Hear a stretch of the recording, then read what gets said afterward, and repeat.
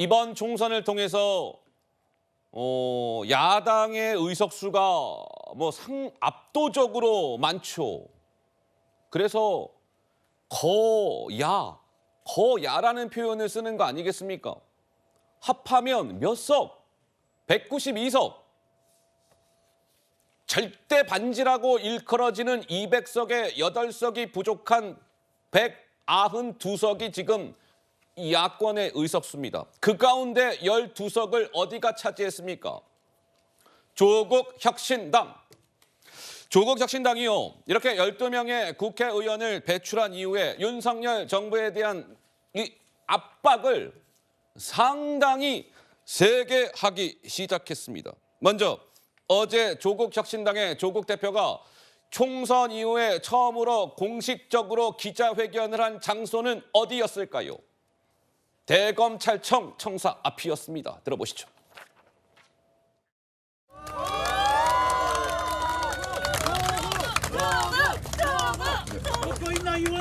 검찰은 즉각 윤석열 대통령 부인 김건희 여사를 즉각 소환해서 조사하십시오. 검찰이 국민의 명령을 따르지 않을 경우 22대 국회 개헌 즉시 대통령 부인 김건희 여사 종합특검법을 민주당과 협의해 신속하게 추진할 것입니다. 김건희 여사를 즉각 소환해 조사하십시오. 마지막 경고입니다. 검찰에 대한 국민의 명령입니다. 자, 조국 혁신당의 조국 대표 어제 공식적으로 처음으로 기자회견을 한 장소는 서초동에 있는 대검 앞이었습니다. 대검에서 기자회견을 하고 손팻말을 들고 저렇게 걸어가면서 행진까지도 했다라고 합니다. 손팻말을 보면 김건희 여사 당장 소환하시오. 검찰에 주어진 마지막 기회입니다. 라고 하면서 경고합니다. 라고 하면서 단서가 붙습니다. 어떤 단서? 마지막 경고입니다. 이렇게 이야기를 했습니다.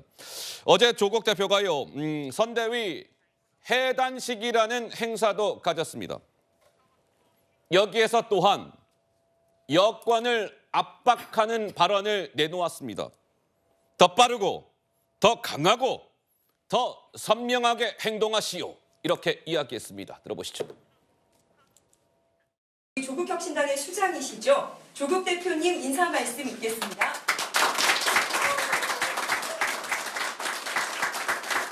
(12석을) 차지했습니다. 쇠빙선 12척이 우리에게 생긴 것입니다. 우리는 오늘부터 바로 행동해야 합니다. 선거운동 기간 내내 말씀드렸던 바와 같이 더 빠르고 더 강하고 더 선명하게 행동해야 합니다. 골든타임을 놓치면 안 됩니다. 당대표인 저를 중심으로 단일 대우를 갖춰서 일사불란하게 움직여 주실 것을 당부드립니다. 자, 조국 대표 오늘부터 바로 행동해야 합니다. 더 빠르고 더 강하고 더 선명하게 행동해야 합니다. 골든타임을 놓쳐서는 아니 되옵니다. 라고 하면서 당대표인 조국을 중심으로 일사불란하게 움직이시오. 이렇게 이야기를 했습니다. 어떻습니까? 우리 김수민 평론가님, 조국 혁신당의 총선 이후에 첫 행보가 저러한 것인데 어떤 평가를 주고 싶으신지요? 네, 골든타임이라고 하는 말은 이제 개혁이라는 것은 좀 빨리 서둘러서 처리를 해야 된다라는 그런 얘기들이 나올 때가 많지 않습니까? 그런 이제 연장에서 나온 얘기일 것으로 보이고, 근데 구체적으로 무엇을 할 것인지는 아직까지 여백은 많이 있는 것 같습니다. 예. 그리고 무엇보다도 조국 대표에게 주어진 시간이 그렇게 길지가 않거든요. 어허. 대법원 판결이 그렇게 오래 걸리지 않아서 나올 겁니다. 조국 대표가 갖고 있는 혐의는 이재명 대표가 갖고 있는 혐의하고는 많이 다릅니다. 이재명 대표의 혐의는 사실관계도 좀 복잡한 측면이 있고 법리 해석도 까다로워요. 배임이라든지 이런 부분들. 근데 조국 대표 같은 경우는 입시 비리에 관련된 건 너무나 사실이 단순하고 직권남용에 대한 부분도 이게 사실관계들이 또 명확한 부분이 있기 때문에 대법원에서 시간을 그렇게 끌지 않을 겁니다. 그리고 이것을 누구보다도 조국 대표가 스스로 알고 있을 거기 때문에 본인이 이제 좀 어쩔 수 없이 예. 이 활동을 접게 되는 시나리오를 충분히 이제 대비를 하고 있는 것이고 그 전에 조직을 정비해서 본인이 없더라도 공백이 있더라도 굴러갈 수 있는 이런 조직을 만들고자 하는 이런 의지를 밝힌 거라고 볼 수가 있겠고 예. 저는 이제 예측하건대는 뭐 어떤 메시지도 내고 있지만 조직 정비가 가장 중요할 거예요. 본인이 없을 경우를 대비해야 되니까. 그러면 이제 더불어민주연합이 있는데 이 더불어민주연합은 민주당 출신들이 있고 다른 정당 예를 들어 새진보연합, 진보당 또 연합정치시민회의 이런 구성원들이 있는데 거기서 민주당이 아닌 조직원들하고 조국혁신당의 재구성 그래서 예. 원내교섭단체를 바라보는 이런 활동에 들어갈 가능성이 상당히 높습니다. 자, 조국 대표는 총선 전에 뭐 조국 대표 본인의 향후 운명에 대해서 이렇게 얘기한 바가 있었습니다. 대법원에서 형이 확정이 돼서 내가 감옥에 들어가게 된다면 책 읽고요. 푸시업 하고요. 스쿼트 하고요. 플랭크 하고요. 라고 하면서 건강 관리를 할 겁니다. 몸을 좀 만들어야지요. 이런 취지의 발언을 한 바가 있었습니다. 들어보시죠. 이제 2심까지 실형이 나와가지고 네. 대법에서 실형 확정되면 어떡합니까? 정치인 조국은? 뭐 감옥 가야죠. 방법이 없죠. 뭐 감옥 가야 되고 실형 2년이 그대로 유지될지 일부 파기가 되어서 감형될지는 모르겠습니다. 그러면 가서 그동안 뭐 재판 받느라고 어떤 정치하느라고 못 읽었던 책 읽고 푸시업하고 뭐 스쿼트하고 뭐 플랭크하고 이러면서 플랭크하고 예, 건강 관리 열심히 해서 그 기간 나와야 되죠. 뭐 더 이상 뭐 그 점에서 저희가 사법부를 쥐락펴락할 수도 없는 거 아닙니까? 앞서 이번에 뭐 압도적인 의석을 차지하게 된 더불어민주당의 이재명 대표는 대권 가도에 파란불이 켜졌지만 남은 누에가는 무엇이다, 사법 리스크다 이런 말씀을 드렸는데 조국 혁신당의 조국 대표도 이와 비슷하다 뭐 이런 겁니다. 조국 대표도 역시 사법 리스크 보시죠.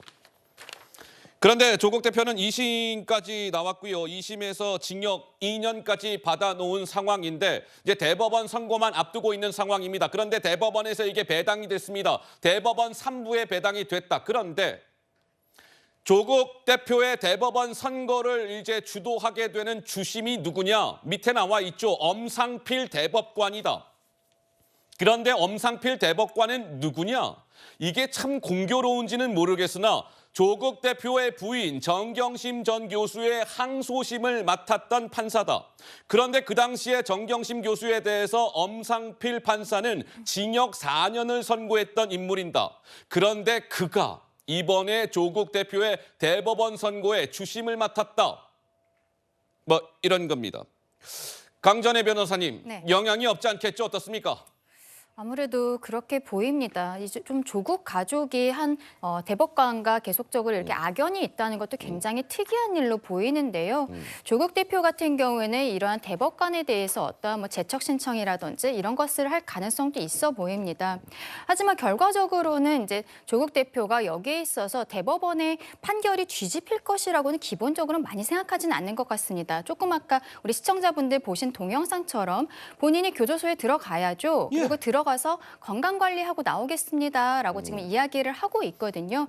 어떤 그런 부분에 있어서의 뭐 뒤집힌다거나 그런 생각을 하기보다는 결과적으로 이번에 또 본인이 당선인의 신분이 되었기 때문에 조국 혁신당의 이 과정에 있어서 본인의 대법원 판결, 일단 한 가지 말씀을 드리면은 대한민국 같은 경우에는 항소심, 2심까지가 사실심입니다. 거기에서 어떤 증거조사라든지 이런 것들이 다 끝나고 대법원에서는 법률심이기 때문에 1, 2심에 있어서 법률적인 판단이 잘못되지 않았는가 그 부분만 보는 것이거든요. 조국 대표 같은 경우에는 이러한 사실심인 1심과 2심에서 같은 유죄를 받았기 때문에 실형 2년이 똑같이 선고가 되었었기 때문에 대법원에서 이게 뒤집힐 가능성, 법률심에서 뒤집힐 가능성이 그렇게 많지 않을 뿐더러 이제 또 선고가 나기까지 언제 선고가 나는지 정확치는 않지만 오래 걸리지 않을 가능성이 굉장히 높습니다. 다른 사건들을 보면은요, 일반적인 사건들이 그렇습니다. 그렇기 때문에 결과적으로 조국 대표는 대법원 판결이 나오는 과정에서 이것을 어떤 조국 혁신당에 유리하게 어떤 분위기를 만들어가는 프레임으로 만들 것으로 그렇게 생각이 됩니다. 예. 자, 조국 대표는 선거운동 때 아까도 영상에 나오던데 이런 모션을 부쩍 자주 하더군요. 뭐 이렇게 뭔가 이렇게 모션을 하면서 외치는 듯한 그런 모션을 종종 보여왔습니다. 어찌됐건 조국 혁신당은 비례만으로 지금 제3당 자리를 차지하게 됐습니다. 12석. 그런데 여기서 그러면 물음표가 한 5개쯤 찍히죠. 무엇이냐? 오케이, 그러면 2심까지 징역 2년이 나왔다. 그러면 대법원 선고는 언제쯤? 뭐 이거 아니겠습니까? 약간 우리가 추정은 가능합니다. 왜?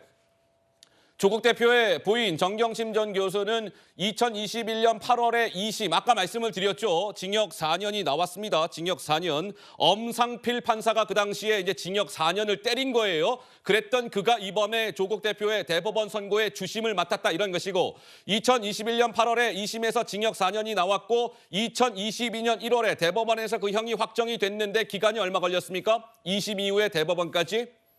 잠깐만. 5개월 걸렸네요. 그러면 자, 조국 대표는 2024년 올해 2월에 2심에서 징역 2년이 나왔으면 저 비슷한 패턴이라고 본다면 5개월 정도 만에 대법원 선고가 이루어진다면 보시죠. 올해 더워지는 한 7월쯤에 대법원 선고가 나오지 않겠느냐. 뭐 이런 겁니다. 올해 안에는 나온다. 뭐 이런 겁니다. 그런데 보시면 조국 대표가 만약에 대법원에서 이제 징역 2년 이런 형이 확정이 될 시에는 어찌 될까요? 구속될 것이고 국회의원 의원직을 상실할 것이고 또 어떻게 되겠습니까? 만에 하나 조국 대표가 뭐 대선에 출마할지는 모르겠으나 그 출마의 길 자체가 봉쇄가 됩니다. 차기 대선 출마 불가능. 그런데 일각에서 또 나오는 얘기는 조국 대표가 만에 하나 구속이 됐을 때 조국 대표가 옥중 당무를 볼 수도 있다. 원외 당대표로서 감옥에서 옥중 당무를 보는 가능성까지도 거론되고 있다는 게 일각의 관측인데 송영훈 변호사님은 무슨 말씀을 주고 싶으세요?